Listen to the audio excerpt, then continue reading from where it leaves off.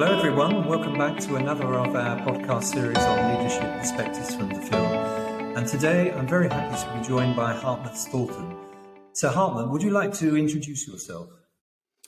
Thank you very much, Tony. I'd love to. Thanks for having me, first of all. As Tony said, my name is Hartmut Steulten. I'm a sociologist. I've been working as a leadership development consultant, organization developer for the last 35 years around the world in all kinds of industries. Spent the first 15 of these years in two big organizations as head of leadership and organization development. In the last 20 years, I've been a consultant, both independent, but also working for big international consulting companies. Hartmut, thank you. And it's very, very good to have you with me today. Thank you. Thanks for Tony.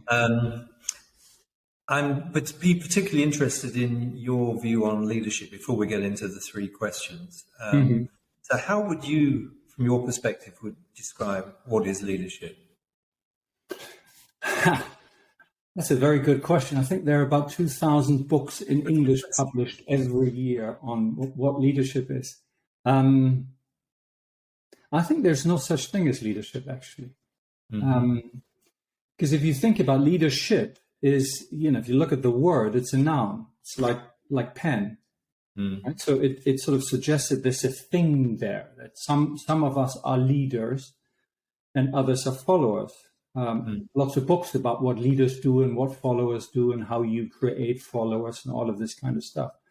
I think it's a mistaken assumption based very much on our tendency to abstract, to talk about human activities like relating as if they were things, right? So we talk about relationship. Again, it's not a thing. It happens between us right now. And so leading for me would be a much better way of thinking about it. So it's an activity that happens between people. Leadership, in my mind, does not come from you to me. But leading and following is something that happens between the two of us. And what I mean by that simply is, imagine we're sitting in a meeting and, there are 10 people around us, a typical board meeting, and you say something that creates other people to say, oh, that's a good idea. I hadn't thought of that. Yeah, let's, I'm with Tony. Let's do that. So you by whatever you did or said, you created a moment of movement. So you were leading, if you want, and other people were supporting and following. Right. And by that, some small movement happened. Something happened that would have otherwise not happened if you hadn't said or done what you did. And so for me, leading, as I said, is something that happens between people to create what I would call voluntary movement. Yeah. If you tell me I need to do that, you are my manager. That's not leading. That's right. Managing another activity. But but that's how I would think of it. And by virtue of how you describe it, it means that it can rotate. So amongst those 10 people in a room, the leading part could be with someone else for a certain situation. Absolutely. I mean, it's I don't know anything much about soccer, but I imagine at any point in time, someone is having the initiative to make something happen that then others support. And so, movement happens between the people in the room or not. Yeah. If you think about what often happens, that sometimes happens, that sometimes says, let's do this, and someone else says, no, let's not do that. But that could, of course, go on for a while. So someone is making a move and someone else makes, a counter move, if you want. Right. So I agree with you. Leading and following, they are activities that happen in the moment that can be done by anyone who, in a sense, has a view of a better future. And a better future might mean, this conversation isn't going the right way. I'm going to do something to help make it better. So in a sense, you have to be able to look into the future and see a better way and do something about it.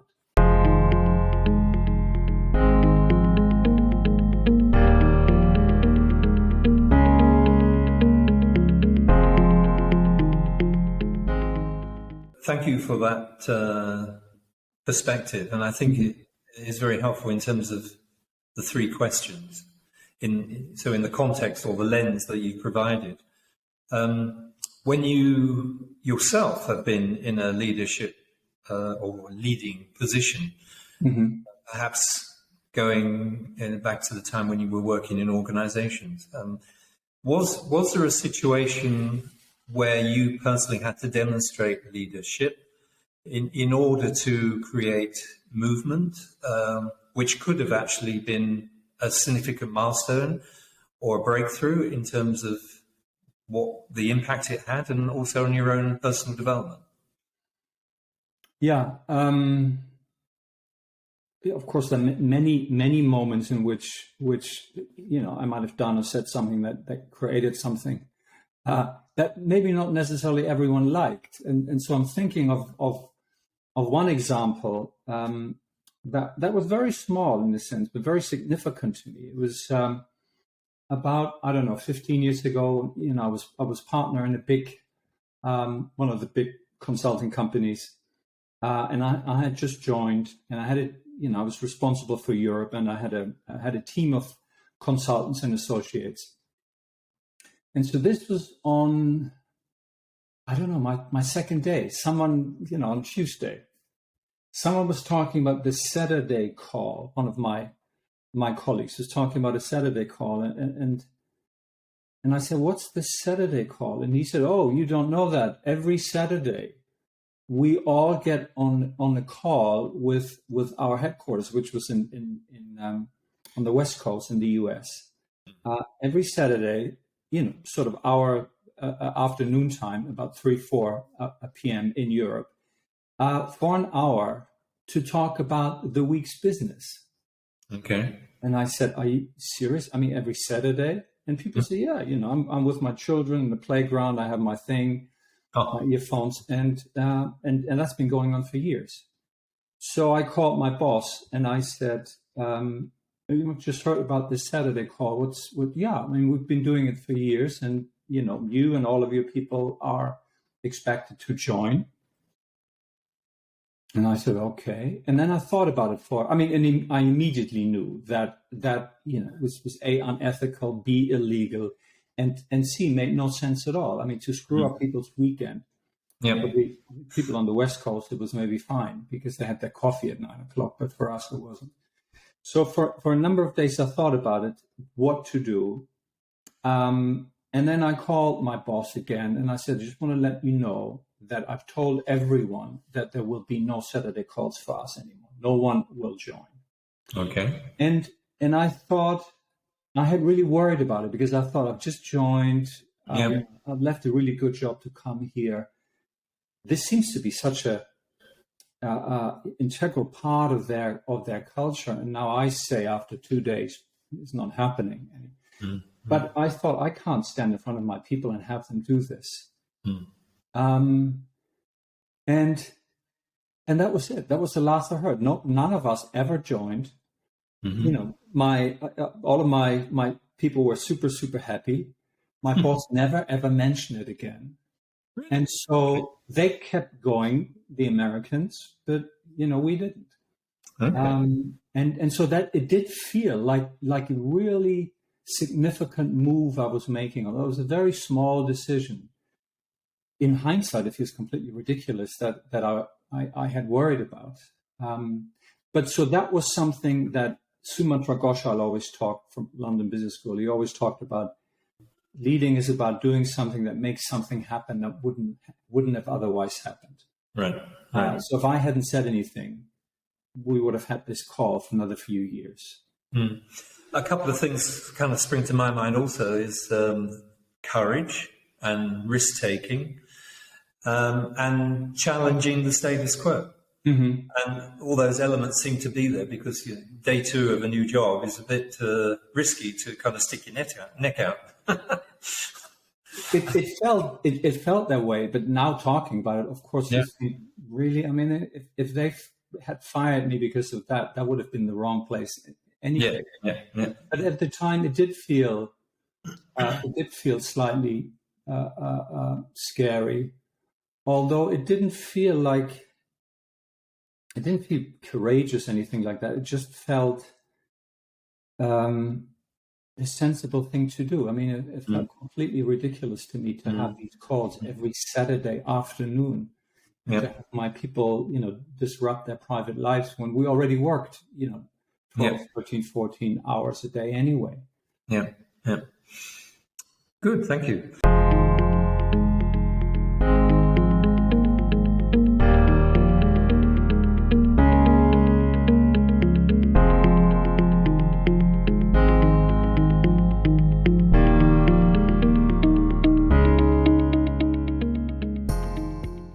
Let's move to the next question, which is where you have observed someone else or a team demonstrating leadership. Mm-hmm. Are you able to think of an example where you've been moved and felt there was a significant impact or change as a result? Yeah, I mean, there have been lots and lots. And it's interesting, when I was thinking about it earlier, it occurred to me that it's almost a continuum. There are these small little things that I just talked about, and I have an example that someone else did like that. And then on the other hand, there are these big, we launch, the CEO launches a new initiative about restructure or culture or whatever. So of course, these are moments of leading as well. So I think there's a whole variety. On thinking about it, it's interesting. What I saw more, or at least could remember more, are these big things that seem to be part of a CEO's job, for example, to launch a new 2-year culture development program.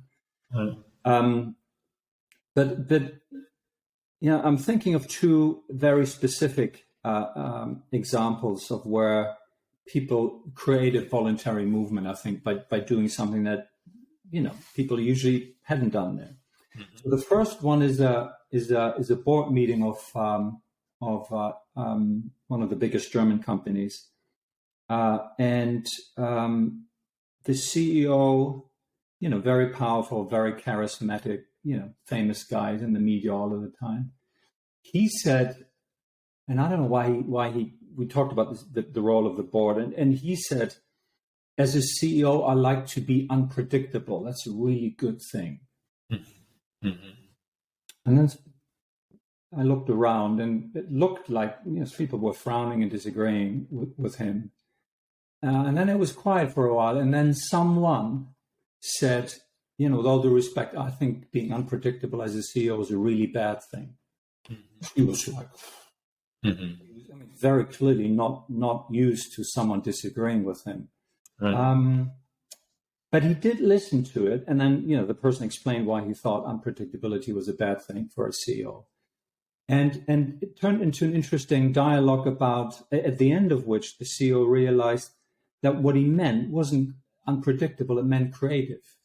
Oh, really? He thought it was very important to be creative and innovative, and don't think sort of in the same way as a CEO all of the time. But right. He had described it as being unpredictable.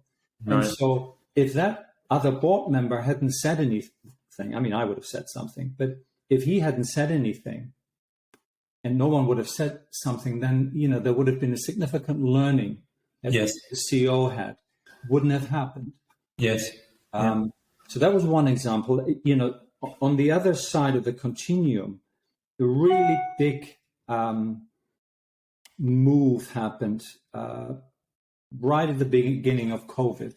I was working for a big information communication technology company, and the Mobile World Congress in Barcelona is their big thing. Their trade show where they get lots and lots of new clients and contracts and stuff like that. And so COVID had just started. And the CEO of this company decided by himself that we're not going to go to the Mobile World Congress, and everyone, as of today, is going to stay home. And that was like, that's something that doesn't happen. They've gone to the Mobile World Congress for the last decades. Yes. and also this move to have everyone stay home. And I asked him the day afterwards, I said, wow, that was pretty courageous. And he said, no, it wasn't. It was the right thing to do. He said, I cannot endanger my people's lives. And since we don't know exactly how this is going to turn out, he said it was a no-brainer for me to decide that. And the ripples that caused by lots and lots and lots of leaders in this, or managers in this organization, doing the same kind of, or making the same kind of moves to say, we need to protect our people, we need to do, make bold moves. That was huge. Right. So it had a multiplier effect. Yeah, absolutely.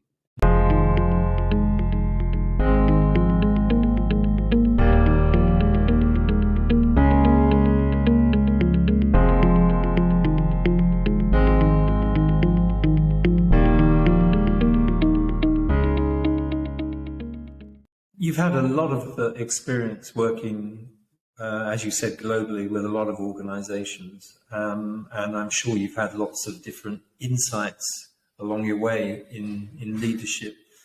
And when you think about the requirements to lead in today and going forward into the future, what do you think is going to be important for people as leaders to be equipped with the most? Mm-hmm. Again, that's one of those questions that lots of people write about and lots of books are published. My sense is that's not different than it always has been for the last, 4,000 years. Mm-hmm. I don't buy for a second this, in this time, la is more important. So, we all need to know about programming or the other day I was talking to a CEO who said, every company needs to be a tech company. And I said, I don't think so. I think every tech company needs to be a people company. Mm-hmm. So in other words, what I'll say is nothing new. It's been around for thousands of years. All of these things, I think, and that's the problem with them, or the challenge, they're skills. It's like playing tennis. Just because you say I should be able to play tennis doesn't mean at all you can. So all of these topics I'll raise are skills. And so just talking about them, as we often do, won't help. So the first one I mentioned is the ability to be present, to be right here. Because unless you hear and consciously hear and know what's happening here and there, you can't do any work. And so I think the degree of distraction is just skyrocketing. I was reading yesterday or the day before that on average, we look at our mobile devices every 40 seconds. Now, there's just no way to be present. So that's the first skill. I think the second skill is then the ability to be able to see something that isn't there yet, but should be. And that not there yet could be the next 5 minutes. This conversation, I'd see how that could be different. And I can articulate it and I can do something about it. If I can't see a better way, then that's problematic. So seeing something that isn't there yet, but should be and could be. The ability to think critically rather than just repeating thoughts, rather than repeating stuff that you pick up. This ability to say, I think this because I'm making these assumptions based on these data, based on these experiences, I think is absolutely critical. The ability then to think together, or what we might call to having conversations, moving together, not debates as we often have, or discussions like you say this and I disagree with you, but thinking together, then taking a step further, collaborating. If I think of management teams collaborating horizontally, so what is the work that leadership teams, management teams need to do together? Not what do they all do separately, but so that's critical.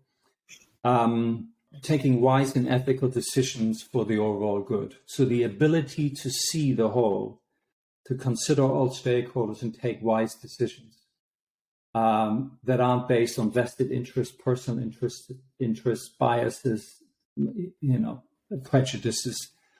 Becomes super important. So becomes and is super important. And lastly, and I don't know whether it's most important, together with presence, is role modeling. I mean, for me, it's the Gandhi thing. I see a lot of senior leaders talk about them over there needing to be more agile or more creative, more something like that. Mm-hmm. It would have been as if Gandhi had said, we're going to launch a non-violence movement over there. Mm-hmm. Now, he didn't. He didn't launch it over there. He launched it here, mm-hmm. right? He did it. Mm-hmm. And then people around him did it. So he was the positive influence. And to me, that is one of the biggest and most important skills and behaviors that, what you want to see more of, you need to be first, right? So if managers want to see more collaboration, more empathy, more accountability, more agility, more anything, well, you do this first. How would that look like? If you did it, the management team did it. And so be the positive virus rather than sending emails to people over there who should be doing it. Yeah. So those would be, for me, the critical skills for now. I think that's great in terms of your description of the requirements. And I think when I listen to others talk about the climate change, the fact that organizations need to do more in terms of facing up to the requirements to meet the environmental goals, or digitalization and how that's going to transform organizations. I mean, these are all the stage on which leaders perform. And no matter what the stage is, the criteria you've described would still fit. Yeah. It's a bit like if you think of actors and actresses, the skill of acting is independent of the role you're playing. Yes. So yes, I mean, I agree with, the topics and challenges that you just raised. Absolutely. Yeah. I think the issue is if we don't have these skills, we're just talking about this stuff. Yeah. Which is what I see us doing, and have been doing for a long, long time. Mm. So in a sense, these are, I don't know, meta skills, they're enabling skills. Unless you have these, it's just talk. Yeah. The challenge is, of course, for a lot of people who are promoted into a leadership role, they're probably going in a lot of cases without this insight. Yeah. And I think, and that to me is one of the fundamental questions. What do we need to do to understand that leading is a skill, is a practice, is a craft, just like being a carpenter. Just because you've been a good, woodcutter, been a forest cutting trees, you've done that for a long time and you're really accomplished, doesn't mean that all of a sudden you can produce a table out of the trees you've cut for the last 20 years. Yeah, which is what we do. And I was recently looked at the leadership development manual of the U.S. Army, and if you add it all up, they spend about 12 years learning the practice of leading, theoretically and practically. Most of my clients spend a week at Harvard. It's a bit like you and I all of a sudden should be engineers just because we've been good at the people stuff. And to me, that is, so we talk a lot about leading, it seems to me. We write a lot about leading, but we don't seem to understand the irony of that's nothing is happening in the real world. We just talk about it. Right.